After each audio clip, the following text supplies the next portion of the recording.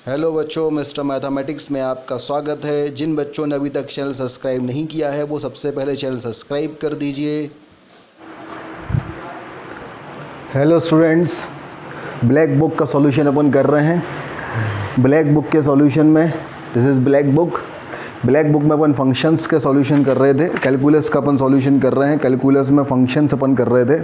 Functions में question number 5 तक मैंने सॉल्यूशन करवा दिया था।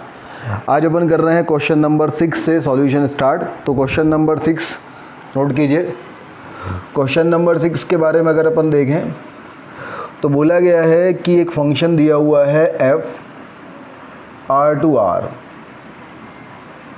और f(x) की जो वैल्यू है, f(x) की वैल्यू है 2x plus greatest integer of x plus sign x into cos x plus sign x into cos x। तो बोला गया है कि भाई ये बताइए कि ये फंक्शन कैसा होगा। ऑप्शन नंबर ए है 1 1 but not onto. Option number B है 1 1 but onto but not 1 1। Option number C है 1 1 एंड ऑन टू। और ऑप्शन नंबर डी है नाइदर 1 1 नॉर ऑन टू। मतलब हमें इस क्वेश्चन का जो है वो क्लासिफिकेशन फाइंड आउट करना है। सीधी सी बात ये है। चलिए हम इसका क्लासिफिकेशन फाइंड आउट करते हैं। अब देखिए, ग्रेटेस्ट इंटीजर फंक्शन की शुरुआत जब भी होती है तो वो उसको रीडिफाइन करके अपन उसकी शुरुआत कर सकते हैं। अगर मैं इस फंक्शन को रीडिफाइन करूँ तो हमें ग्रेटेस्ट इंटीजर फंक्शन के बारे में क्या पता है। ग्रेटेस्ट इंटीजर फंक्शन के बारे में पता है कि greatest integer function of x की वैल्यू होती है 0। जब x की वैल्यू 0 से 1 होगी 0 पे क्लोज। 1 जब x की वैल्यू 1 से 2 होगी 1 पे क्लोज। ये जो कंसेप्ट अपन ने ग्रेटेस्ट इंटीजर फंक्शन को रीडिफाइन करने का पढ़ा है उसको अपन यहाँ पे करते हैं। उसको अगर अपन यहाँ पे करते हैं तो हम देखते हैं f(x) की जो वैल्यू हमारे पास आएगी ये वैल्यू हो जाएगी 2x। अच्छा, sine x plus cos x जो है इसको अपन लिख सकते हैं साइन 2x बाई 2 से मल्टीप्लाइड डिवाइड करेंगे 2 sine x into cos x sine 2x और अपॉन का 2 और greatest integer of x plus ये ग्रेटेस्ट इंटीजर ऑफ x है। अब अगर मैं इसको रीडिफाइन करता हूँ तो ये हो जाएगा 2x plus sign 2x by 2। ठीक है, ये तो एक फंक्शन हो गया। अब इसके साथ होगा 0 प्लस 0 कब होगा जब x की वैल्यू होगी 0 से लेके 1। फिर प्लस 1 कब होगा, ये तो चौका तो ही रहेगा। प्लस 1 कब होगा जब x की वैल्यू होगी 1 से लेके 2। फिर ये प्लस 2 कब होगा जब x की वैल्यू होगी 2 से लेके 3। फिर ये सेम ऐसे ही -1 कब होगा जब x की वैल्यू होगी -1 से लेके 0। तो कुछ हमारे पास इस तरीके से इस फंक्शन को रीडिफाइन किया जाएगा। फंक्शन का रीडिफाइन होना समझ में आ गया अपन को। अब अपन ने लेकिन को फाइंड आउट करना है कि फंक्शन 1 1 होगा कि मैनी 1 होगा। तो अपन ने पढ़ा था अपन क्या करें, मोनोटोनिसिटी चेक करते हैं। अगर कोई फंक्शन मोनोटोनिक होता है मतलब है उसका first derivative f(x) entire domain में अपने साइन को चेंज नहीं करता है तो मोनोटोनिक होगा। अगर मोनोटोनिक होता है तो फंक्शन 1 1 होगा और मोनोटोनिक नहीं होता है तो फंक्शन मैनी 1 होगा। तो हमने क्या किया, हमने इसको डिफरेंशिएट किया। अब अगर मैं इसको डिफरेंशिएट करता हूँ तो f(x) की वैल्यू हमारे पास क्या आएगी 0 से 1 में अगर हम देखें तो ये तो इसका इस फंक्शन का डिफरेंशिएशन तो सभी में सेम आएगा। तो ये हमारे पास क्या हो जाएगा 2 और साइन 2x का हो जाएगा cos 2x इंटू 2। तो 2 से 2 कैंसिल होकर हो जाएगा cos 2x। तो हम अगर डिफरेंशिएशन देखें इसका तो इस फंक्शन का डिफरेंशिएशन तो 2 प्लस cos 2x होगा और बाकी में ये प्लस कांस्टेंट है उसका डिफरेंशिएशन क्या होगा 0 होगा सभी केसेस में। तो इसका डिफरेंशिएशन सभी केसेस में when x belongs to all real number है, इसका जो डिफरेंशिएशन है वो क्या हो जाएगा 2 प्लस cos x हो जाएगा। अब डिफरेंशिएशन अगर 2 प्लस cos x होता है तो हम देखते हैं कि भाई cos 2x की वैल्यू तो -1 से +1 तक लाई करती है। अगर cos 2x की वैल्यू -1 से +1 तक लाई करती है 2 प्लस cos x है 2x है तो 2 प्लस cos 2x की वैल्यू अगर हम 2 ऐड कर देंगे तो 1 से लेके 3 के बीच में लाई करेगी। इसका मतलब f(x) की वैल्यू 1 से लेके 3 के बीच में लाई कर रही है। तो f(x) कैसा है, पॉजिटिव है। और f(x) पॉजिटिव है तो f कैसा है, एक मोनोटोनिक इंक्रीजिंग फंक्शन है। और मोनोटोनिक इंक्रीजिंग फंक्शन है मतलब f एक 1 1 फंक्शन है। तो हमारे पास ये चीज़ तो क्लियर हो गई कि f जो होगा वो एक 1 1 फंक्शन होगा। तो यहाँ तक अपन नोट कर लें भाई, हमारे पास एक चीज़ तो क्लियर हो गई कि f जो होगा वो एक 1 1 फंक्शन होगा। अब आगे बढ़ते हैं। अच्छा, सेम ऐसी सवाल आप लोगों ने शीट में भी किया है। शीट में भी एक ऐसा सवाल था, बस यहाँ पे ग्रेटेस्ट इंटीजर ऑफ x नहीं था। चलिए अब ग्रेटेस्ट इंटीजर ऑफ x क्या होगा, तो अपन देखें कि जो शीट वाला सवाल था ऐसा F X equal to 2x plus sine X into cos X, तो हम कहते थे भाई इसकी रेंज तो टिग्नोमेट्रिक फंक्शन है, तो इसकी रेंज तो ये साइन 2x/2 है, तो माइनस हाफ से प्लस हाफ के बीच में होगी, तो इसकी रेंज माइनस हाफ से प्लस हाफ के बीच में होगी, लेकिन ये x ही ऑल रियल नंबर देगा, तो फाइनली इसकी रेंज ऑल रियल नंबर आनी चाहिए अगर ये होता तो, और ऑल रियल नंबर आनी चाहिए तो उस कंडीशन में हमारे पास ऑल रियल नंबर आती थी, तो वहाँ पे ये ऑल रियल नंबर ही कोडोमेन था, तो ऑन टू होता था। ये अपन ने शीट वाला क्वेश्चन था। अब यहाँ पे साथ में ग्रेटेस्ट इंटीजर ऑफ x भी है। अब ग्रेटेस्ट इंटीजर ऑफ x अगर साथ में है तब अपन क्या कर सकते हैं भाई साहब, ग्रेटेस्ट इंटीजर ऑफ x अगर है तब हमारे पास क्या होगा, तो हम देखें बेसिकली ग्रेटेस्ट इंटीजर x एक डिसकंटिन्यूअस फंक्शन होता है इंटीजर पे, तो अपन इंटीजर पे इसकी वैल्यू चेक करें। जैसे मान लीजिए मैंने 1 प्लस पे वैल्यू चेक करी, तो 1 प्लस पे इसकी वैल्यू तो 2 होगी, और इसकी वैल्यू हमारे पास sin 1 इंटू कॉस 1 होगी, और 1 प्लस का ग्रेटेस्ट इंटीजर क्या हो जाएगा 1, तो ये वैल्यू 1 प्लस पे आएगी। और 1 माइनस पे अगर अपन वैल्यू देखें तो 1 माइनस पे वैल्यू इसकी क्या हो जाएगी हमारे पास 2, और ये क्या हो जाएगा sin 1 इंटू कॉस 1, और 1 माइनस का ग्रेटेस्ट इंटीजर हो जाएगा 0। तो अगर मैं इसका ग्राफ देखता हूँ तो जैसे 1 पे जब ग्राफ देखा जाएगा तो 1 माइनस पे जो वैल्यू है वो 2 plus sine X sine 1 into cos 1 है, इसको मैंने डेल्टा ले लिया, और 1 प्लस पे जो वैल्यू है वो 3 प्लस साइन 1 इंटू कॉस 1 है। तो हमारे पास यहाँ तक ग्राफ कुछ ऐसा आएगा और उसके बाद ग्राफ कुछ ऐसा जाएगा। अच्छा, ये ग्राफ लौट के नीचे तो आ नहीं सकता, क्यों नहीं लौट के आ सकता, क्योंकि ये एक इंक्रीजिंग फंक्शन है, तो ऐसा गया तो यहाँ से भी ऐसे ही जाएगा, ऐसा लौट के नीचे आएगा तो डिक्रीजिंग हो जाएगा, तो ग्राफ लगभग कुछ ऐसा होगा। और लगभग कुछ ऐसा होगा तो हम देखेंगे जब इसकी रेंज निकालेंगे तो ये वाला जो इंटरवल 2 प्लस साइन 1 कॉस 1 से 3 प्लस साइन 1 कॉस 1 के बीच का ये वाला वैल्यू तो कभी आएगा ही नहीं इसका, और जब ये वाला वैल्यू कभी नहीं आएगा तो रेंज में से ये वाले इंटरवल हमें माइनस करने पड़ेंगे, और रेंज में से ये वाला इंटरवल हम ऑल रियल नंबर में से ये वाला इंटरवल हमें माइनस करने पड़ेंगे, ऑल रियल नंबर में से ये वाला इंटरवल माइनस करेंगे तो वो subset of all real number बचेगा, equal to all real number नहीं मिलेगा। तो इसीलिए फंक्शन 1 1 के साथ कैसा हो जाएगा, इनटू हो जाएगा। समझ में आया भाई देखो 1 माइनस पे वैल्यू थी 2 प्लस डेल्टा, 1 प्लस पे वैल्यू 3 प्लस डेल्टा, तो 1 ये हमने जब इसको हम रेंज निकालेंगे तो ये वाला इंटरवल तो रेंज में आएगा ही नहीं ना ऑल रियल नंबर में से, तो ये वाला इंटरवल हम सब्ट्रैक्ट करेंगे, और जब ये वाला इंटरवल सब्ट्रैक्ट करेंगे तो रेंज ऑल रियल नंबर का सबसेट होगी, तो ये हमारे पास क्या हो जाएगा, इनटू फंक्शन हो जाएगा। तो क्वेश्चन नंबर 6 हमारे पास कैसा हो गया, क्वेश्चन नंबर 6 हो गया 1 1 बट इनटू, कैसा हो गया 1 1 बट इनटू या 1 1 but not onto, option number A. तो हम आंसर चेक करें क्वेश्चन नंबर 6 का, क्वेश्चन नंबर 6 का आंसर ए ही है। तो ये क्वेश्चन नंबर 6 हो गया, इसको नोट कर लीजिए भाई, दिस इज़ क्वेश्चन नंबर 6। हाँ भाई, नेक्स्ट है क्वेश्चन नंबर 7। क्वेश्चन नंबर 7 अपन पढ़ें तो बोला गया है find the maximum value of the function y equal to second word 7 minus 5 bracket के अंदर X square plus 3 upon 2 into bracket के अंदर एक्स स्क्वायर प्लस 2। ठीक है, हमें इसकी मैक्सिमम वैल्यू निकालना है। ऑप्शंस हैं, पहला ऑप्शन है a 5/6। अगर हम ऑप्शन देखें तो पहला ऑप्शन जो a है ये है 5/6, दूसरा ऑप्शन जो b है ये है 5π/12, तीसरा ऑप्शन जो c है वो है 7π/12, और चौथा ऑप्शन जो d है वो है 2π/3। ये 4 ऑप्शन इसके हैं जिसको अपन को सॉल्व करना है। चलिए अपन इसको सॉल्व करना स्टार्ट करते हैं। तो अगर हम देखें हमारे पास जो फंक्शन था वो y इक्वल टू है sec inverse of 7 minus 5 into X square plus 3 upon 2 into X square plus 2। तो अपन ऐसा करें, पहले ब्रैकेट ओपन कर दें, ब्रैकेट ओपन करेंगे तो ये हो जाएगा -5x², और ये -15, और 7 माइनस 15 क्या हो जाएगा हमारे पास -8। तो ये हो जाएगा सेक इन्वर्स, ये जाएगा -5x², और ये 7 और 5 3 15, और 7 माइनस 15 हो गया -8 अपॉन हो गया 2x² और प्लस हो गया 4। ये हमारे पास आ गया सेक इन्वर्स का। अब हमें इसका रेंज निकालना है, इसकी मैक्सिमम वैल्यू निकालनी है, तो पहले अपन डोमेन निकालें।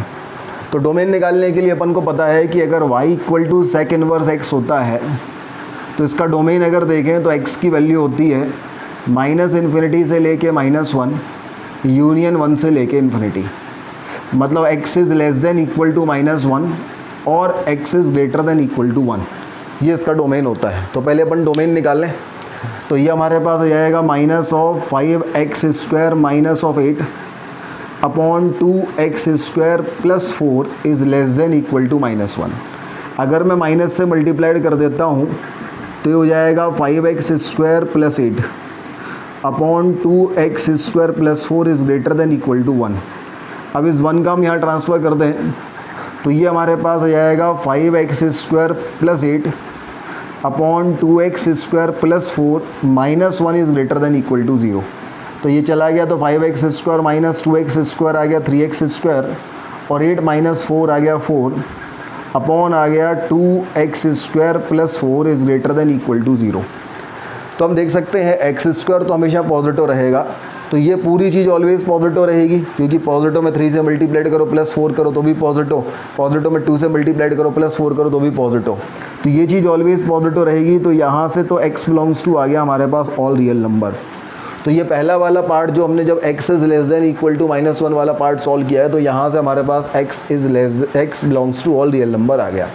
हम दूसरा वाला पार्ट सॉल्व करेंगे x is greater than equal to 1 वाला, तो ये मसाला ग्रेटर देन इक्वल टू 1 रखेंगे और वो सॉल्व करके फिर अपन किसकी वैल्यू निकालेंगे, x की, और दोनों का इंटरसेक्शन अपना आंसर होगा।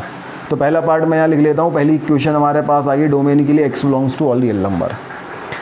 तो पहले इतना नोट करो भैया। अब इतना नोट आपने कर लिया। अब दूसरा पार्ट था ये मसाला ग्रेटर देन इक्वल टू 1। अब ये जब ग्रेटर देन इक्वल टू 1 होगा और यहाँ पे जब मैं माइनस से मल्टीप्लाइड करूँगा तो ये -1 हो जाएगा और ये लेस देन इक्वल टू हो जाएगा। -1 का मैं ट्रांसफ़र इस तरफ करूँगा तो ये +1 होगा और ये लेस देन इक्वल टू होगा। और जब ऐसा होगा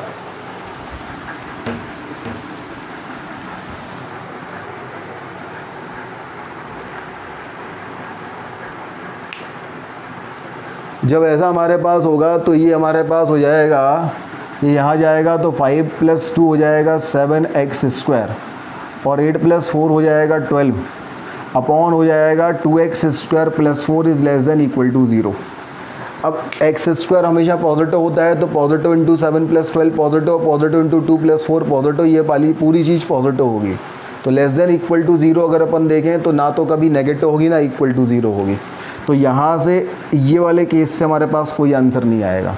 तो दूसरे वाला हमारे पास आ गया x बिलोंग्स टू 5। अच्छा, ये बीच में और था, पहला वाला केस और दूसरा वाला केस, दोनों का यूनियन लेंगे तो final domain x belongs to all real number आ गया।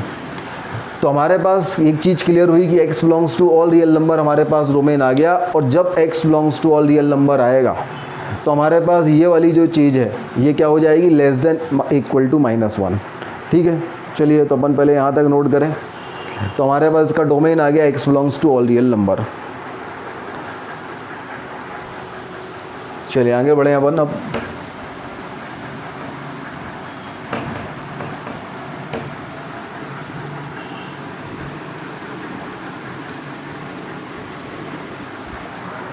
हाँ भाई, x belongs to all real number हमारे पास इसका डोमेन आ चुका है।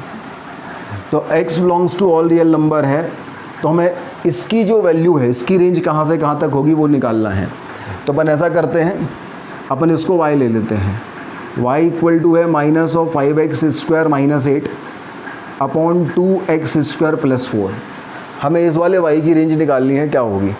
तो मैंने क्या किया, मैंने क्रॉस मल्टीप्लाइड किया तो ये हो जाएगा हमारे पास 2y × x² plus 4y equal to -5x² - 8। x² वाला टर्म साथ में आया तो ये हो गया 2y + 5 × x² और इक्वल टू आ गया -4y - 8। तो x² की वैल्यू आ गई -4 कॉमन लेंगे तो y + 2 अपॉन 2y + 5, ये x² की वैल्यू आ गई। अब x² की वैल्यू जब x belongs to all real number होगा तो x² की वैल्यू ग्रेटर देन और इक्वल टू 0 होगी। तो हमारे पास आ जाएगा -4 × y + 2 अपॉन 2y + 5 की वैल्यू ग्रेटर देन और इक्वल टू 0 होगी। अब -4 से डिवाइड करेंगे तो ये हो जाएगा y + 2 अपॉन 2y + 5, ये लेस देन इक्वल टू 0 होगा। और लेस देन इक्वल टू 0 होने का मतलब ये है कि इनफाइनाइट, ये -∞, इसको 0 पुट करेंगे -2, इसको करेंगे तो -5/2। तो -5/2 एंड -2, और यहाँ इक्वालिटी है तो न्यूमरेटर वाले पे तो डार्क सर्किल और डिनोमिनेटर वाले पे हॉलो सर्कल।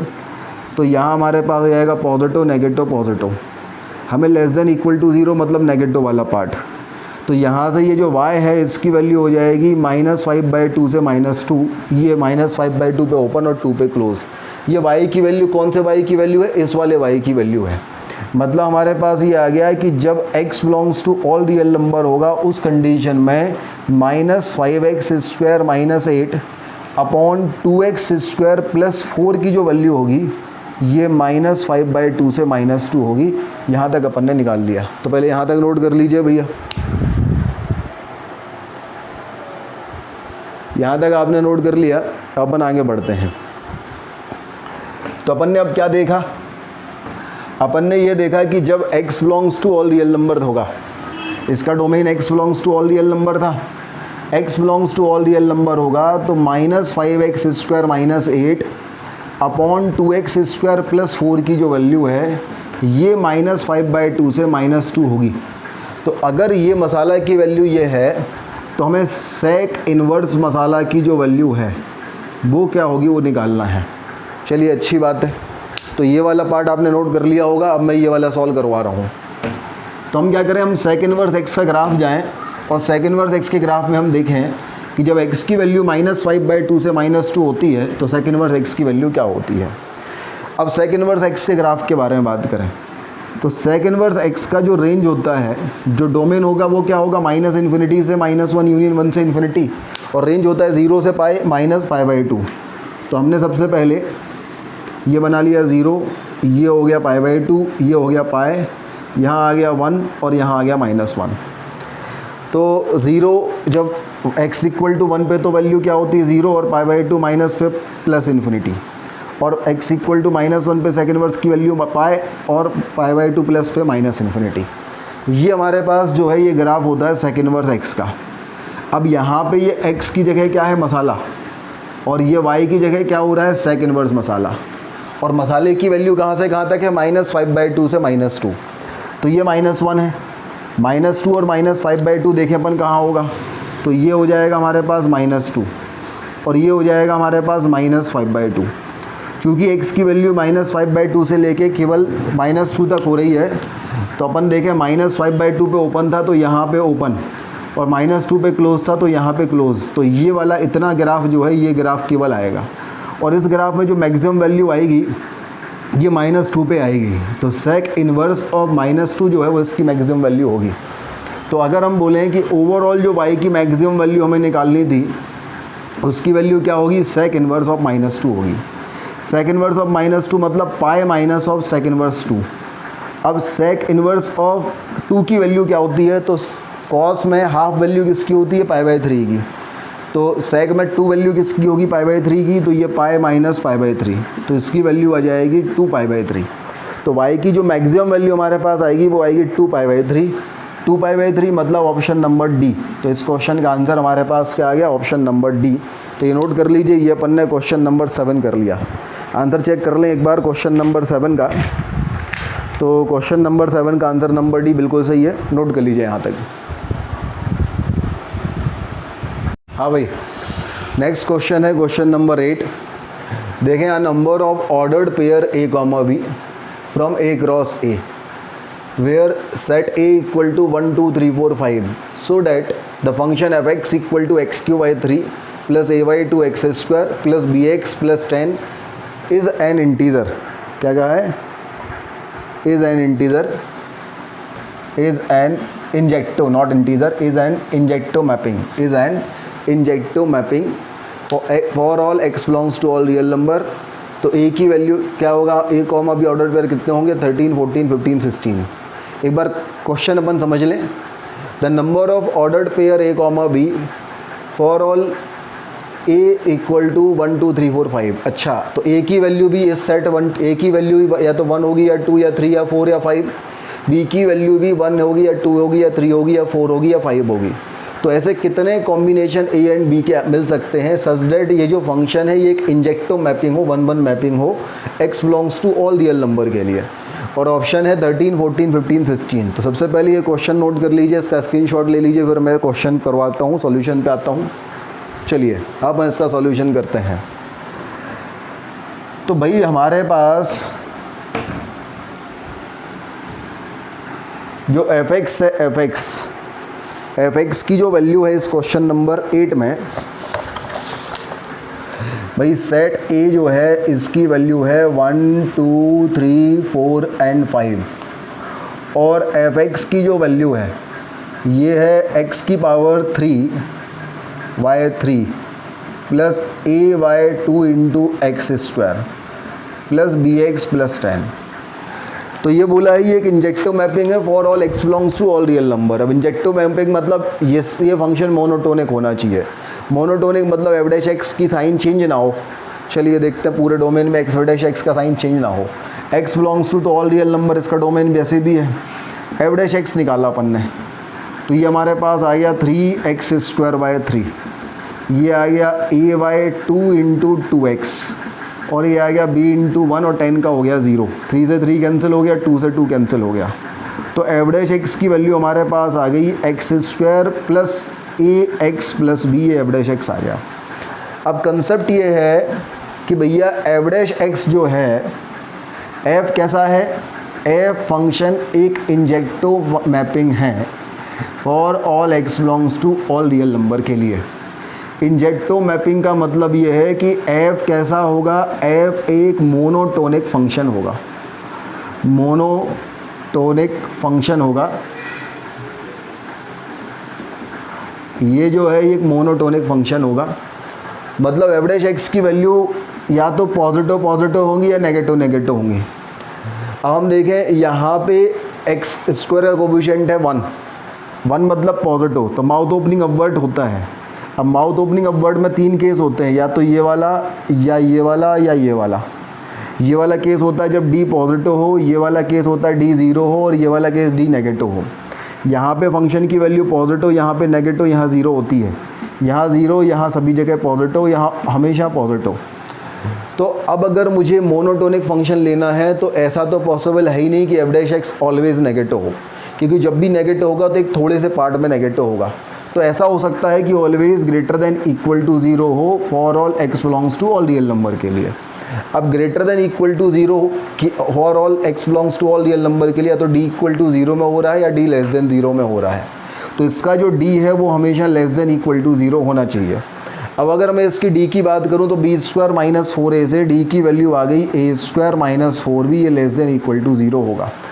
अब a स्क्वायर माइनस 4b की वैल्यू अगर लेस देन इक्वल टू 0 है, और a की वैल्यू 1 2 3 4 5 है और b की वैल्यू 1 2 3 4 5 है, तो कितने ऑर्डर्ड पेयर होंगे।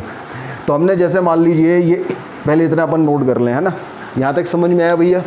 हमने यहाँ पे d less than equal to 0 इसलिए लिया है क्योंकि f एक मोनोटोनिक फंक्शन था, एफ डैश एक्स का साइन चेंज नहीं होना चाहिए था। अब यहाँ पे जो एक क्वाड्रेटिक पॉलिनोमियल इसका लीडिंग कोफिशिएंट 1 है, माउथ ओपनिंग अपवर्ड ही बनेगा, ये 3 में से ही कोई केस पॉसिबल होगा। तो ये वाला केस इसलिए नहीं होगा क्योंकि यहाँ नेगेटिव होगा तो थोड़े पार्ट के लिए, नेगेटिव भी हो तो पूरे डोमेन में हो तो चल जाता, लेकिन यहाँ थोड़े पार्ट में नेगेटिव थोड़े पॉजिटिव, तो ये वाला केस नहीं होगा। यहाँ पे या तो पॉजिटिव होगा या 0 होगा, यहाँ भी ऑलवेज पॉजिटिव होगा, तो ये दोनों केस होंगे। तो d should be less than equal to 0, तो ये केस हमारे पास आ गया। तो पहले यहाँ तक नोट कर लीजिए। चलिए यहाँ तक नोट करने के बाद फिर अपन आगे बढ़ते हैं। अब हमारे पास क्वेश्चन इतना सा रह गया है कि भाई a स्क्वायर माइनस 4b की वैल्यू नेगेटिव है, a स्क्वायर माइनस 4b की वैल्यू लेस देन इक्वल टू 0 है, तो a और b की वैल्यू क्या हो सकती है। तो मैंने अगर a की वैल्यू 1 रखी तो ये हो गया a स्क्वायर माइनस 4b, ये हो गया 1 माइनस, अब b की वैल्यू मैंने 1 रख दी तो ये हो जाएगा -4 नेगेटिव। अगर b की वैल्यू 2 रख दी तो ये हो जाएगा 1 माइनस 8 नेगेटिव। 3 रखेंगे तो 1 माइनस 4 3 12, ये भी नेगेटिव। 4 रखेंगे तो 1 माइनस 16, ये भी नेगेटिव। 5 रखेंगे तो 1 माइनस 20, ये भी नेगेटिव। तो कुल मिला के एक तो 1,1, फिर 1,2, फिर 1,3, फिर 1,4 और 1,5, ये 1 से स्टार्ट होने वाले तो 5 ऑप्शन आ गए। ठीक है, अब अपन रखते हैं 2। अगर अपन 2 रखते हैं, सही है, तो हमारे पास 5 ऑप्शन तो ये आ गए 1 वाले। चलिए आगे बढ़े। इतना नोट कर लीजिए। पहले अपन 2 रखते हैं, है ना, तो a की वैल्यू 2 से स्टार्ट करते हैं। अब मैंने a की वैल्यू रखी 2, तो a स्क्वायर हो गया 4। अब यहाँ नेगेटिव चाहिए, अगर मैं b की वैल्यू 1 रखता हूँ तो ये हमारे पास 4 आएगा, 0 आ जाएगा, मतलब चल जाएगा ये। फिर मैंने a की वैल्यू 2 रखी और b की वैल्यू भी 2 रखी, तो ये तो 4 आ जाएगा और 4 2 ज़ा 8, ये भी नेगेटिव हो जाएगा, तो ये भी चल जाएगा। फिर अपन ने यहाँ 2 था, यहाँ 3 रखा, तो ये हो जाएगा 4 और 12, ये भी चल जाएगा। फिर 2 था और 4 रखा, तो ये हो जाएगा 4 - 16, ये भी नेगेटिव, ये भी चल जाएगा। फिर 2 रखा और 5 रखा, तो ये हो गया 4 - 20, ये भी नेगेटिव होगा, ये भी चल जाएगा। तो इस वाले केस में 1 2 3 4 5 ऑप्शन और आ गए, तो 5 ऑप्शन 2 वाले से आ गए। ठीक है, चलिए आगे बढ़ते हैं। अब अपन आते हैं 3 से। 3 a की वैल्यू 3 रखते हैं। अगर अपन a की वैल्यू 3 रखते हैं तो a स्क्वायर आ गया 9, a स्क्वायर 9 आ गया, तो यहाँ 1 रखेंगे तो 4 आ जाएगा, तो वो नहीं चाहिए। तो अपन 2 रख के देखें, 2 रखेंगे तो 8 आ जाएगा, वो भी नहीं चाहिए। 3 रखेंगे तो ये 4 3 ज़ा 12 आ जाएगा, नेगेटिव, तो चल जाएगा। फिर जब 4 रखेंगे तो ये हमारे पास 16 आ जाएगा, नेगेटिव, ये भी चल जाएगा। 5 रखेंगे तो 20 आ जाएगा, तो ये भी नेगेटिव, ये भी चल जाएगा। तो 3, 3, 3, 4, 3, 5, 3 केस ये हो गए, किस में? 3 में। चलिए इतना नोट कर लीजिए भाई। इसके बाद 4 से स्टार्ट होने वाले देखते हैं। अगर यहाँ पे a की वैल्यू 4 रखी तो a स्क्वायर आ गया 25। b की वैल्यू अगर 1 रखेंगे तो 4 हो जाएगा, तो पॉजिटिव नहीं चाहिए।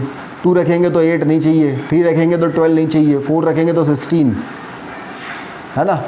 अगर 4 रखेंगे तो 16, ये भी नहीं चाहिए। 4 रखने पे सॉरी यहाँ 16 आएगा, है ना, तो 0 आ जाएगा, तो ये चाहिए। और 5 रखेंगे तो हो जाएगा 5 4 ज़ा 20, ये भी चाहिए। तो हमारे पास 4, 4 एंड 4, 5 2 ऑप्शन ही आ गए 4 में, तो ये 4 वाले 2 ऑप्शंस हो गए। अब 5 रखते हैं। अगर मैं यहाँ पे 5 रखता हूँ तो यहाँ हो जाएगा 25। तो यहाँ अगर 1 रखेंगे तो 1 × 4 4 पॉजिटिव। 2 रखेंगे तो -8, ये भी पॉजिटिव। 3 रखेंगे तो -12, ये भी पॉजिटिव। 4 रखेंगे तो -16, ये भी पॉजिटिव। और 5 रखेंगे तो -20, ये भी पॉजिटिव। तो 5 में कोई भी केस नहीं होंगे। तो हमारे पास ओवरऑल कितने केस हो गए? 15 केस हो गए। तो आंसर क्या आ गया इसका? 15 केसेस होंगे। तो देखें ज़रा ऑप्शन कौन सा है इसका। तो क्वेश्चन नंबर 8 का आंसर आया 15 मतलब ऑप्शन नंबर सी। तो हमारा जो आंसर आया वो आंसर आ गया सी। चलो आंसर चेक करते हैं ज़रा। क्वेश्चन नंबर कौन सा है ये? 8th का जो आंसर है वो सी है, सही है। तो ये हमारे पास क्वेश्चन नंबर 8 हो गया। यहाँ तक नोट कर लीजिए भाई। हाँ भाई, नेक्स्ट क्वेश्चन है क्वेश्चन नंबर 9। बोला गया f(x) = log of greatest integer of x to the base x, where this box is greatest integer function and capital A is the maximum value of this function f(x), and gx = mod of sin x plus mod of cos x, where capital B is minimum value of gx. Then find the relation between A and B. Option number A है a greater than b, option number B है a less than b, option number C है a = b, option number D है 2a + b = 4। तो ये question हमें solve करना है। सबसे पहले आप ये क्वेश्चन नोट कर लीजिए, इसका स्क्रीनशॉट ले लीजिए। चलिए अब हम ये क्वेश्चन सॉल्व करते हैं।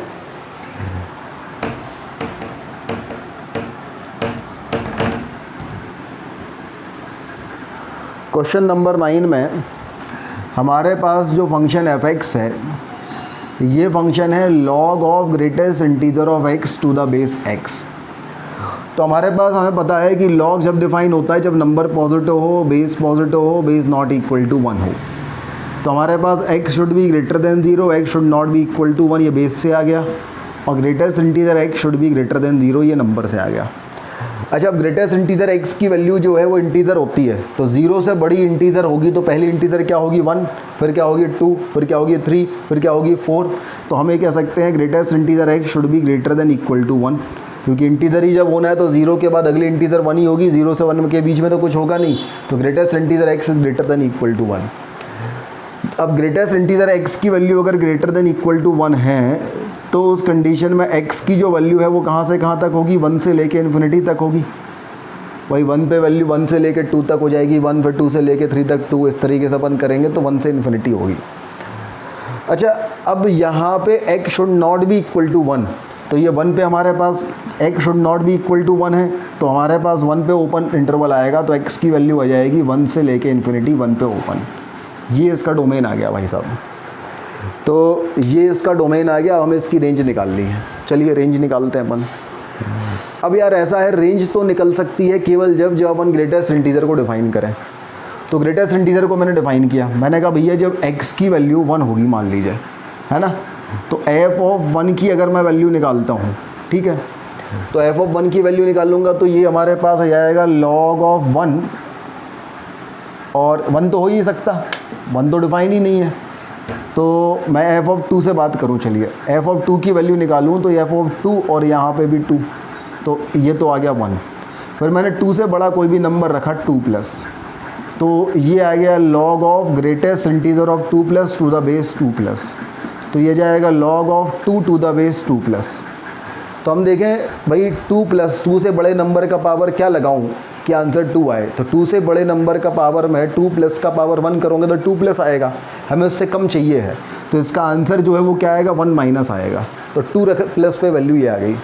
फिर मैं 3 तक 2.99 तक पहुँचूँगा, ये वैल्यू आएगी। फिर मैं 3 पे आया तो 3 पे वैल्यू फिर 1 आएगी, और 3 प्लस पे वैल्यू फिर 1 माइनस आएगी। फिर 4 पे आया तो 4 पे वैल्यू क्या आएगी हमारे पास 1, और 4 प्लस पे वैल्यू क्या आएगी 1 माइनस।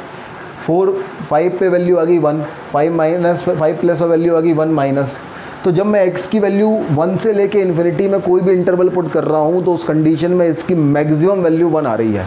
तो हमारे पास एक चीज़ क्लियर हो गई कि f की जो मैक्सिमम वैल्यू है वो 1 है, तो a की वैल्यू हमारे पास 1 आ गई।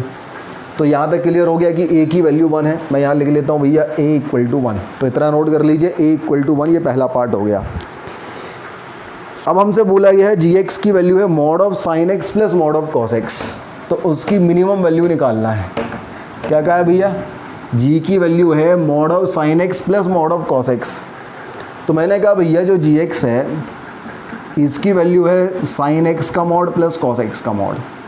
अच्छा, इसका डोमेन भी ऑल रियल नंबर, इसका डोमेन भी ऑल रियल नंबर, तो ओवरऑल डोमेन तो ऑल रियल नंबर होगा। तो अब डोमेन ऑल रियल नंबर होगा तो मैंने क्या किया, मैंने इसको स्क्वायर कर दिया, जी स्क्वायर एक्स कर दिया, तो ये sine square x plus cos square x तो 1 हो गया, और ये आ गया 2 of mod sine X into mod cos x. अब मिनिमम वैल्यू के बारे में बात करें केवल, तो ये 1 के साथ प्लस है 2 इंटू पॉजिटिव मतलब एक पॉजिटिव क्वांटिटी। तो जब इस पॉजिटिव क्वांटिटी की वैल्यू 0 होगी तो इसकी पूरे जी स्क्वायर एक्स की वैल्यू 1 होगी, और जब इसकी वैल्यू होगी 0 से बड़ी तो आंसर 1 से बड़ा होगा। तो जी स्क्वायर एक्स की मिनिमम वैल्यू क्या होगी 1, तो जी की मिनिमम वैल्यू क्या होगी 1 का अंडर रूट मतलब 1, भाई जी पॉजिटिव होगा, नेगेटिव तो हो नहीं सकता, तो जी की मिनिमम वैल्यू होगी 1। क्या कहा मैंने भाई, इसकी वैल्यू ऑलवेज पॉजिटिव होगी, ऑलवेज पॉजिटिव होगी, तो जी जब इसकी वैल्यू 0 होगी, 0 हो सकती है क्या, बिल्कुल, जब साइन 0 हो जाए या कॉस 0 हो जाए, तो जब इसकी वैल्यू 0 होगी तो जी स्क्वायर की वैल्यू 1 आएगी, और जब इसकी वैल्यू 0 से बड़ी होगी तो साइन जी स्क्वायर की वैल्यू 1 से बड़ी आएगी। तो जी स्क्वायर की मिनिमम वैल्यू 1 हो गई, तो जी की भी मिनिमम वैल्यू 1 हो गई, प्लस माइनस 1 होगी, लेकिन पॉजिटिव होगी ना जी की वैल्यू, क्योंकि ये दोनों मॉड का सम है, तो पॉजिटिव प्लस पॉजिटिव, तो जी की मिनिमम वैल्यू हो गई 1, तो बी की वैल्यू भी 1 हो गई, तो ए की वैल्यू भी 1 हो गई और बी की वैल्यू भी 1 हो गई, तो ए इक्वल टू बी अपना आंसर आ गया। देखें भैया ए इक्वल टू 1 क्या है, ऑप्शन नंबर सी, चेक करें क्वेश्चन नंबर 9, क्वेश्चन नंबर 9 का सी बिल्कुल सही है। क्वेश्चन नंबर 9 नोट कर लो भैया, इसका सी आ गया अपने पास। हाँ भाई, अगला क्वेश्चन है क्वेश्चन नंबर 10, वेयर एफ का डोमेन है कैपिटल स्मॉल ए से लेके इन्फिनिटी, ए पे है close to B, F X given है 2x³ minus 3x square plus 6, और बोला है F X will have an inverse. क्या कहा है इसमें, एफ एक्स कैसा है, F X will have an inverse for the smallest real value of A, then A equal to 1, B की वैल्यू 5 से इन्फिनिटी, ए की वैल्यू 2, बी की वैल्यू 10 से इन्फिनिटी, ए की वैल्यू 0, बी की वैल्यू 6 से इन्फिनिटी, ए की वैल्यू -1, बी की वैल्यू 1 से इन्फिनिटी। तो ये क्वेश्चन है। तो भैया ये क्वेश्चन पहले नोट कर लो, इसका स्क्रीनशॉट ले लो, अपन आगे बढ़ते हैं। अब देखो ये क्या बोला, इन्वर्स एफ इन्वर्टेबल फंक्शन है, और इन्वर्टेबल फंक्शन कब होता है, इन्वर्स किसी फंक्शन का कब डिफाइन हो, जब वो बाइजेक्टिव हो। बाइजेक्टिव होने का मतलब क्या है, वो कैसा हो, बाइजेक्टिव हो तो मतलब वो 1/1 हो। मतलब कुल मिला के क्वेश्चन ये हो गया कि अगर ये फंक्शन 1/1 है तो आपको ए की minimum value smallest real value of A निकालना है, और बी की रेंज, इसका रेंज क्या होगा वो निकालना है। ठीक है, तो चलिए करते हैं अपन इसको सॉल्व, ये नोट कर लीजिए।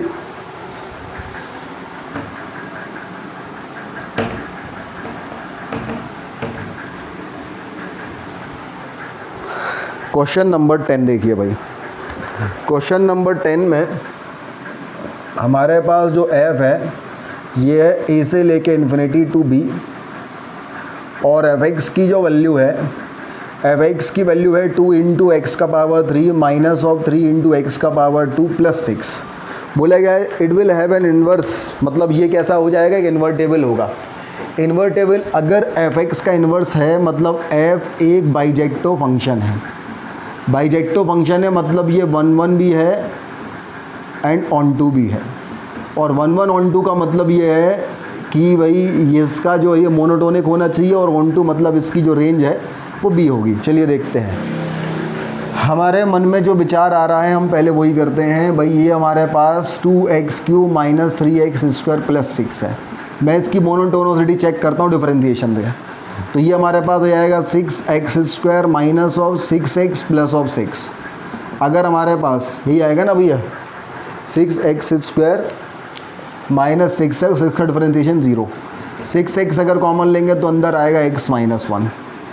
तो यहाँ से हमारे पास आ गया x की वैल्यू 0 पुट करेंगे तो 0 आएगी, इसकी वैल्यू 0 पुट करेंगे तो 1 आएगी। एफ डैश एक्स की वैल्यू यहाँ तो 0 आएगी, यहाँ पॉजिटिव, यहाँ नेगेटिव, यहाँ पॉजिटिव आएगी।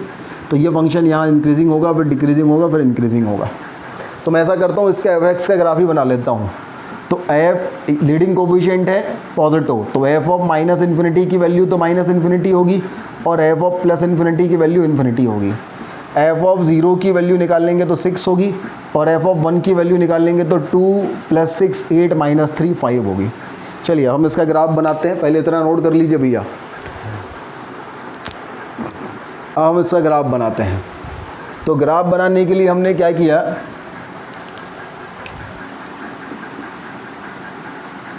ये एक्स एक्सिस है, ये वाई एक्सिस है, ये एक्स एक्सिस है, ये वाई एक्सिस है। एक पॉइंट हमारे पास है 0 और एक है 1, तो 0 तो ये आ गया, 1 जो है वो ये आ गया। अच्छा 0 पे वैल्यू कितनी है 6, तो 0 पे वैल्यू ये 6 आ गई। 1 पे वैल्यू है 5, तो 1 पे वैल्यू ये 5 आ गई, तो ये पॉइंट आ गया, ये पॉइंट आ गया। माइनस इन्फिनिटी पे माइनस इन्फिनिटी और प्लस इन्फिनिटी पे प्लस इन्फिनिटी, ठीक है। ये माइनस इन्फिनिटी पे माइनस इन्फिनिटी। 0 पे हॉरिजॉन्टल टेंजेंट है ऐसा, और 1 पे जो है वो हॉरिजॉन्टल टेंजेंट है ऐसा। तो भाई देखो सीधी सी बात है, ये ग्राफ जो है माइनस इन्फिनिटी पे माइनस इन्फिनिटी जा रहा है, तो यहाँ से आएगा और यहाँ से कुछ इस तरीके से ऐसा जाएगा।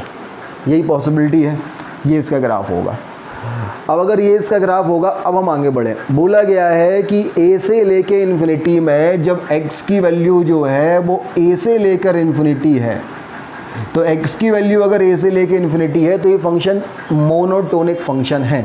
तो इन्फिनिटी से a तक, तो a की मिनिमम वैल्यू क्या हो सकती है। तो हम देखें भैया, अगर मैं ये वाला ग्राफ ले लूँ तो ये ग्राफ मोनोटोनिक इंक्रीजिंग है। अगर जैसे ही मैं इस तरफ पहुँच गया तो डिक्रीजिंग भी हो रहा है, फिर इंक्रीजिंग। हमें तो केवल इंक्रीजिंग चाहिए कि मतलब मोनोटोनिक चाहिए, तो यहाँ से संभावना है। अगर यहाँ मैंने लिया, जाना तो इन्फिनिटी तक ही है, अब यहाँ से इन्फिनिटी तक गया तो डिक्रीजिंग इंक्रीजिंग नॉन मोनोटोनिक। यहाँ से आ जाओ, यहाँ से इन्फिनिटी तक गए तो इंक्रीजिंग मोनोटोनिक, सही है। इसके बाद किसी भी पॉइंट से आप इन्फिनिटी तक जाओगे तो मोनोटोनिक। तो मिनिमम वैल्यू क्या हो जाएगी इसकी 1। तो हमारे पास a की वैल्यू जो है वो कितनी आ गई, 1 आ गई भैया। और a की वैल्यू 1 आ गई मतलब ये वाला ग्राफ अपना हो गया और बाकी पूरा ग्राफ सपना हो गया। तो इस ग्राफ में अगर मैं मिनिमम वैल्यू देखूं तो क्या हो रहा है 5, रेंज क्या हो रही है 5 से लेके इन्फिनिटी। तो b की वैल्यू हमारे पास क्या हो रही है 5 से लेके इन्फिनिटी। तो a की वैल्यू है 1 और b की वैल्यू 5 से इन्फिनिटी। ऑप्शन चेक करें, क्वेश्चन नंबर 10 कर रहे थे अपन। a की वैल्यू 1, b की वैल्यू 5 से इन्फिनिटी, मतलब ऑप्शन नंबर a। चेक करें, क्वेश्चन नंबर 10 का आंसर नंबर है, बिल्कुल सही है। तो ये क्वेश्चन नंबर 10 सॉल्व हो गया। नोट करें यहाँ तक भाई। हाँ भाई, नेक्स्ट क्वेश्चन हमारे पास है क्वेश्चन नंबर 11। बोला गया है fractional part of x into fractional part of x minus 1 into fractional part of x plus 2 is greater than equal to 0। Then x belongs to -2 से लेके 1 both open, x belongs to all integer and x belongs to 0 से लेके 1 0 पे close, x belongs to -2 से 0 0 पे to -2 से 0 और -2 पे क्लोज। तो इनमें से क्या आंसर होगा ये हमें निकालना है। चलिए अपन सॉल्व करते हैं। हम ऐसा करते हैं, हम थोड़ी देर को फ्रैक्शनल पार्ट ऑफ x को अगर t रख दें तो ये लिखा है t into T -1 into T plus 2 should be greater than equal to 0। अगर अपन नंबर लाइन पे लेते हैं तो इसको हम 0 पुट करेंगे तो 0 आएगा, यहाँ से 1 आएगा, यहाँ से -2 आएगा। तो पहले -2 आ गया, फिर 0 आ गया, फिर 1 आ गया। इक्वलिटी है, मतलब -1 पे 2 पे और -1 पे -2, 0 और 1 तीनों पे इक्वलिटी है, तो क्या जाएगा डार्क सर्कल। अब यहाँ पॉजिटिव फिर नेगेटिव, यहाँ पॉजिटिव फिर नेगेटिव, तो ये हमारे पास जो है ये हो जाएगा। अब पॉजिटिव मतलब ये वाला पार्ट, तो t की जो वैल्यू है ये हो जाएगी -2 से लेके 0। सही है, मैं यहाँ लिख देता हूँ, t की जो वैल्यू है ये हो जाएगी -2 से लेके 0 बोथ क्लोज, यूनियन 1 से लेके इन्फिनिटी। बोलो भैया, ये समझ में आया। अब दूसरी चीज़ t जो है वो क्या है, basically fractional part of x है, और फ्रैक्शनल पार्ट ऑफ x की वैल्यू क्या होती है, 0 से लेके 1 होती है, दोनों पे 0 पे क्लोज और 1 पे ओपन। तो हम क्या करें, इन दोनों का अपन इंटरसेक्शन निकालें, तो 0 कहाँ होगा, ये होगा। जो दूसरी वाली क्या कह रही है भाई, 0 पे क्लोज, 0 से लेके 1, ये आ गया हमारे पास। तो अब इस वाले का और इस वाले का अगर अपन इंटरसेक्शन लेंगे तो केवल एक पॉइंट आएगा, दैट इज़ 0। ये वाला पॉइंट जो है इनका कॉमन पॉइंट है। तो हमारे पास t इक्वल टू 0 केवल एक सॉल्यूशन होगा। t इक्वल टू 0 मतलब फ्रैक्शनल पार्ट ऑफ x की वैल्यू 0, और फ्रैक्शनल पार्ट ऑफ x की वैल्यू 0 कब होती है, जब x की वैल्यू कैसी हो, इंटीजर। तो आंसर हमारे पास आ गया x इक्वल टू होगा इंटीजर। और x इक्वल टू इंटीजर कौन सा क्वेश्चन है भैया, ये the question number 11, x belongs to integer मतलब b आ गया इसका। तो इसका ऑप्शन नंबर हमारे पास आ गया b। तो देखो भाई ये कौन सा क्वेश्चन है, 11th का आंसर चेक करें अपन, ऑप्शन नंबर बी बिल्कुल सही है। तो नोट कर लीजिए, ये क्वेश्चन नंबर 11 हो गया भाई। नेक्स्ट क्वेश्चन है क्वेश्चन नंबर 12। बोला गया है f(x) and g(x) are the two real valued function and h(x) equal to 2 into maximum of f(x minus g(x) 0 is. इसको सिम्प्लीफाई करके इनमें से 4 में से किस फॉर्म में लिख सकते हैं। ऑप्शन नंबर ये है f(x minus g(x) minus mod of g(x minus f(x), f(x plus g(x) minus mod of g(x minus f(x), f(x minus g(x) plus mod of g(x minus f(x), और f(x plus g(x) plus mod of g(x minus f(x). ये हमारे पास question number 12 है। चलिए भाई देखते हैं, अपन करते हैं इस क्वेश्चन को solve. This is question number 12। Note कर लीजिए क्वेश्चन नंबर 12 पहले आप लोग। अब देखो भाई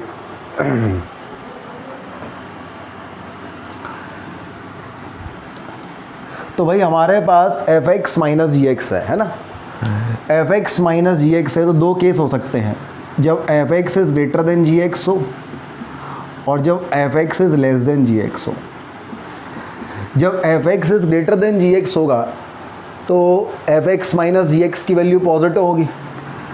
तो पॉजिटिव और ज़ीरो में जो बड़ी वैल्यू होगी, मैक्सिमम वैल्यू होगी, वो क्या होगी, पॉजिटिव वाली। तो पॉजिटिव वाली होगी तो हमारे पास ये हो जाएगा 2f(x माइनस g(x), यही होगा।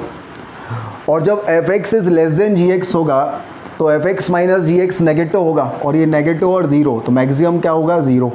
तो ये हमारे पास ज़ीरो हो जाएगा। तो h(x) कुछ इस तरीके से होगा। अच्छा, अब जो ऑप्शंस हैं, ऑप्शंस में ज़रा अपन देखें तो मॉड के अंदर दिया है g(x माइनस f(x) वाला पार्ट। तो अपन ऐसा करते हैं, अगर f(x) is greater then g(x) था तो इसे अपन g(x) is less then f(x) लिख सकते हैं, है ना। और इसे अपन g(x) is greater then f(x) लिख सकते हैं। चलिए आगे बढ़ते हैं। तो अगर हमारे पास f(x माइनस g(x) है इस पहले वाले केस में, है ना, ये f(x माइनस g(x) है और ट्वाइस है तो ये प्लस f(x माइनस g(x) है। अगर मैं यहाँ से माइनस कॉमन ले लूँ तो ये हमारे पास अंदर क्या हो जाएगा, देखो ट्वाइस f(x माइनस g(x) को मैं f(x minus g(x) plus f(x minus g(x) लिख सकता हूँ। अगर मैं यहाँ से माइनस कॉमन ले लूँ, दिखेगा नहीं फिर आप लोगों को, है ना। चलो भाई इतना नोट कर लो, पहले एक काम करो, है ना, इतना नोट कर लो। अपन आगे बढ़ते हैं। अब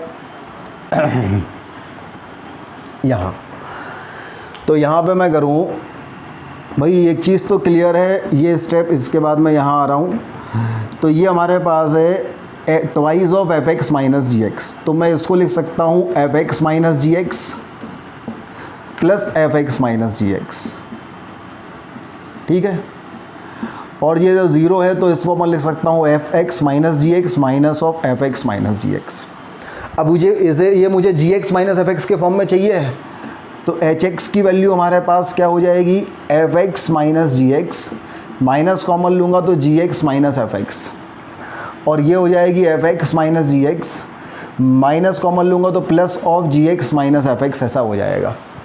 अच्छा, ये कब है, ये है जब g is less then f है, और ये है जब g is greater than f है। ये कब है, जब g is less then f है, और ये कब है, जब g is greater than f है। चलिए आगे बढ़े, इतना समझ में आ गया।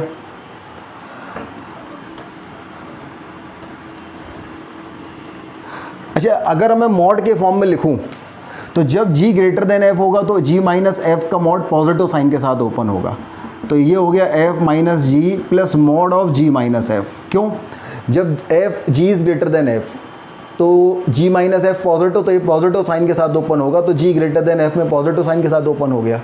जब g लेस देन f तो f माइनस जी नेगेटिव, तो ये नेगेटिव साइन के साथ ओपन होगा, तो ये वाला केस हो गया जब g लेस देन f है। तो एच एक्स की वैल्यू हमारे पास ये होगी, और ये होगी मतलब कौन सा ऑप्शन होगा भैया, f minus G plus mod of g minus F, option number है सी।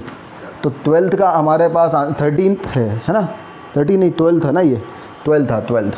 तो 12th का जो हमारे पास आंसर आएगा वो क्या आएगा, 12th का आंसर आएगा ऑप्शन नंबर सी। तो देखें ज़रा, 12th का आंसर आया सी, बिल्कुल सही है, नोट कर लीजिए भाई। ये चीज़ क्लियर हुई ना भाई, जब मॉड है तो ये मॉड पॉजिटिव कब होगा, पॉजिटिव साइन के साथ ओपन कब होगा, जब g माइनस एफ पॉजिटिव, मतलब g is greater than f। इसका मतलब क्या है, g माइनस एफ पॉजिटिव, और इसका मतलब क्या है, g माइनस एफ नेगेटिव। तो जब g माइनस एफ पॉजिटिव होगा तो ये पॉजिटिव साइन के साथ ओपन होगा, g माइनस एफ नेगेटिव होगा तो नेगेटिव साइन के साथ ओपन होगा। तो अपने पास ये लग गया। अब यहाँ पे देख लो, आप इसको ओपन करेंगे तो यही आएगा। तो ऑप्शन नंबर सी इसका आंसर आ गया। ये क्वेश्चन नंबर 12 हो गया। नेक्स्ट क्वेश्चन देखिए, क्वेश्चन नंबर है 13। बोला गया है relation R is 1,3, 4,2, 2,4, 2,3, 3,1 be a relation on the set A is equal to 1, 2, 3, 4। तो रिलेशन R कैसा होगा, फंक्शन होगा, रिफ्लेक्सिव होगा, नॉट सिमेट्रिक होगा, ट्रांजिटिव होगा। चलिए देखते हैं अपन। तो relation R is define from set A to set A। तो ये सेट A से सेट A में रिलेशन R डिफाइन है। सेट A मतलब 1, 2, 3, 4, सेट A मतलब 1, 2, 3, 4। तो पहला है 1,3, दूसरा है 4,2, तीसरा है 2,4, और चौथा है 2,3, और पांचवा है 3,1। देखिए भैया, पहली चीज़ क्या, ये फंक्शन होगा, तो फंक्शन तो नहीं होगा। फंक्शन होने की दो कंडीशंस होती हैं, सेट ए में कोई भी एलिमेंट कुंवारा ना हो, और सेट ए के एक एलिमेंट के पास सेट बी में केवल एक ही आइटम हो। लेकिन 2 के पास 2 आइटम है, 3 भी है और 4 भी है, तो ये फंक्शन तो नहीं होगा, ए ऑप्शन तो नहीं होगा। अब रिफ्लेक्सिव देखें, तो रिफ्लेक्सिव की कंडीशन ये होती है कि अगर a, b belongs to relation R, then a, must be belongs to relation R। मतलब अगर 1,3 रिलेशन का पार्ट है तो 1,1 भी होना चाहिए, 1,1 नहीं है तो ये रिफ्लेक्सिव भी नहीं होगा। सिमेट्रिक देखो भैया, सिमेट्रिक कहता है कि अगर a, b belongs to relation R, then b, a also belongs to relation R। तो हम देखें ज़रा, 1,3 अगर है तो 3,1 होना चाहिए, हो रहा है। 4,2 अगर है तो 2,4 होना चाहिए, हो रहा है। लेकिन 2,3 अगर होता है तो 3,2 भी होना चाहिए, वो नहीं हो रहा है। तो ये नॉट सिमेट्रिक, नॉट सिमेट्रिक जो है, मतलब ऑप्शन नंबर सी इसका सही है। ट्रांजिटिव और चेक कर लेते हैं। ट्रांजिटिव कहता है कि if a, b belongs to relation R and b, c belongs to relation R, then उस कंडीशन में a, c belongs to relation R होना चाहिए। अब देखें ज़रा, 1,3 है और 3,1 है, तो 1,1 होना चाहिए था, नहीं है, तो ये ट्रांजिटिव भी नहीं है। तो इसका आंसर क्या आ गया, ऑप्शन नंबर सी। तो क्वेश्चन नंबर 13 का आंसर आ गया सी। नोट कर लीजिए भैया, क्वेश्चन नंबर 13 हो गया अपना। चलिए नेक्स्ट क्वेश्चन करते हैं अपन, क्वेश्चन नंबर 14। बोला है sine inverse 1/1 plus sine square x अगर k π/6 है तो k की रेंज क्या होगी। 4 ऑप्शन दिए हैं। पहला ऑप्शन है 1/4 से 1/2 बोथ क्लोज, दूसरा है 1 से लेके 3 बहुत क्लोज, तीसरा है 1/6 से 1/2 बहुत क्लोज, चौथा है 2 से लेके 4 बहुत क्लोज। तो मैंने ऐसा किया, मैं बाद में करूँगा, पहले मैं इसको सॉल्व करूँ। अगर मैं sin x को एक्सपोर्ट कर दूँ थोड़ी देर के लिए, तो ये जो फंक्शन लिखा है ये y = 1/1 + x² लिखा है। अच्छा, x की जगह मैंने sin x लिखा है, तो x की जो वैल्यू होगी वो -1 से +1 होगी, मतलब x² की वैल्यू जो है वो 0 से लेके 1 होगी। तो मैं y की वैल्यू निकालूँ सबसे पहले यहाँ पे। तो मैंने देखा भैया 1 + x² की जो वैल्यू होगी वो 1/y होगी, तो x² की वैल्यू 1/y -1 होगी, तो x² की वैल्यू 1 - y/y होगी। अब हमारे पास ये है कि x² जो है इसकी वैल्यू हो रही है 0 से लेके 1। x² की वैल्यू अगर 0 से लेके 1 हो रही है, मतलब 1 - y/y की वैल्यू जो है वो 0 से लेके 1 हो रही है, तो y - 1/y की वैल्यू जो है वो -1 से लेके 0 होगी। तो अब हमारे पास दो इनइक्वालिटी आ गई। एक इनइक्वालिटी तो है y - 1/y should be greater than equal to -1, और दूसरी इनइक्वालिटी हमारे पास है, एंड करके अपन लिखेंगे y - 1/y should be less than equal to 0। अच्छा, 1 को इस तरफ लाएंगे तो ये हो जाएगा 2y - 1/y should be greater than equal to 0, और ये एंड में आ जाएगा y - 1/y should be less than equal to 0। अब अगर हम इसको सॉल्व करें, तो इसको सॉल्व करेंगे तो हमारे पास हाफ और 0, 0 और हाफ, ऊपर वाला जो साइन है वो हाफ है, ऊपर वाला जो ज़ीरो है वो हाफ है, नीचे वाला 0 है, तो 0 पे तो डिनोमिनेटर वाले क्रिटिकल पॉइंट पे हॉलो सर्कल आता है। पॉजिटिव है तो हाफ से लेके इन्फिनिटी और -∞ से लेके 0। फिर इसको अपन सॉल्व करें तो इसको 0 पुट करेंगे तो 1, और इसको करेंगे 0, तो ये 1 आ गया। अब 1 पे जो है डार्क सर्कल आएगा और 0 पे जो है वो हॉलो सर्कल आएगा। लेस देन 0 है, नेगेटिव है, तो 0 से लेके 1, इसका कॉमन पार्ट हमारे पास आ गया हाफ से लेके 1। तो y की वैल्यू हमारे पास क्या आ गई, हाफ से लेके 1, हाफ पे भी डार्क और 1 पे भी डार्क, तो ये y की वैल्यू आ गई। तो हमने सबसे पहले इस y की वैल्यू निकाली जब x - 1 से +1 था, पहले इतना पार्ट नोट कर लीजिए। अब देखो भैया हमने क्या निकाला, इस चीज़ को समझिए ज़रा। हमने ये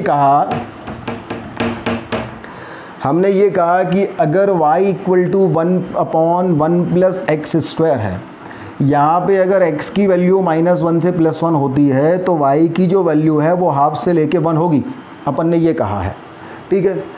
अगर मैं ऐसा कहूँ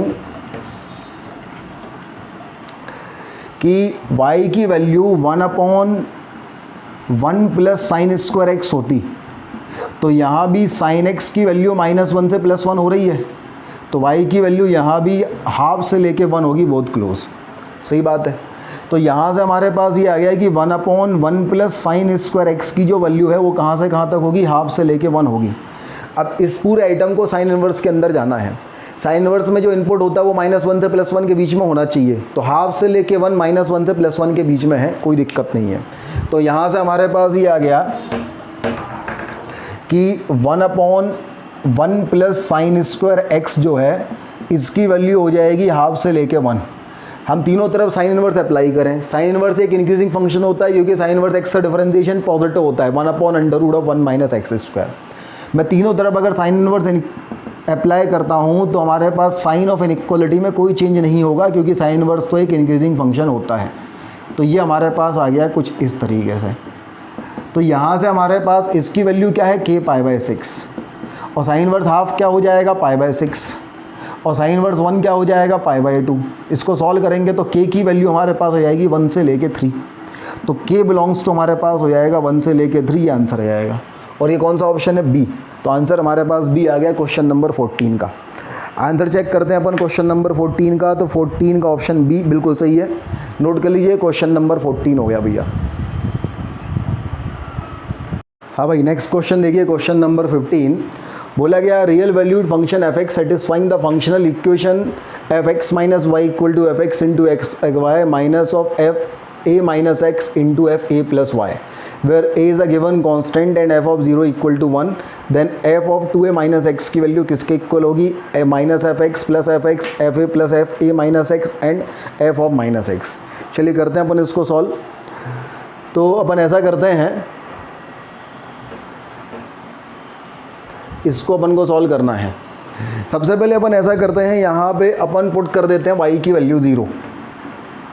अगर मैं y की वैल्यू 0 पुट करता हूँ तो ये हो जाएगा f(x), और ये हो जाएगा F X into F of zero minus हमारे पास हो जाएगा F of A minus X into F A. अच्छा, एफ ऑफ ज़ीरो की वैल्यू 1 गिवन है, तो एफ एक्स इक्वल टू हो जाएगा F X minus of A minus X into F of A. ये कैंसिल हो जाएगा तो हमारे पास हो जाएगा F of A minus X into F of A की वैल्यू 0। तो यहाँ से हमारे पास हो जाएगा या तो F of A minus X की वैल्यू 0 हो जाए या फिर एफ ऑफ ए की वैल्यू 0 हो जाए। अब अगर F of A minus x 0 होगा तो ये वाला पार्ट 0 हो जाएगा, और ये वाला पार्ट 0 होगा तो हमारे पास F of X minus Y की वैल्यू हो जाएगी F X into F Y. तो F of 2a minus X की जो वैल्यू हो जाएगी वो हो जाएगी F of 2a into F of X. अच्छा, ये ऑप्शन में गिवन ही नहीं है, मतलब ये वाली चीज़ 0 नहीं हो सकती। अब ये वाली चीज़ 0 नहीं हो सकती तो हमारे पास क्या 0 होगा, एफ ऑफ ए की वैल्यू 0 होगी। तो हमारे पास एफ ऑफ ए की वैल्यू होगी 0। तो हमने पहले इतना निकाल लिया कि एफ ऑफ ए की वैल्यू 0 होगी, इतना नोट कर लीजिए। अब हमें निकालना है F of 2a minus x. किसकी वैल्यू निकालना है, F of 2a minus X की वैल्यू निकालना है। अगर हमें F of 2a minus X की वैल्यू निकालना है तो हम यहाँ पे पुट कर देते हैं x इक्वल टू ए और y इक्वल टू पुट कर देते हैं x माइनस ए। जैसे ही मैं पुट करूँगा तो ये हो जाएगा a माइनस का x प्लस का a।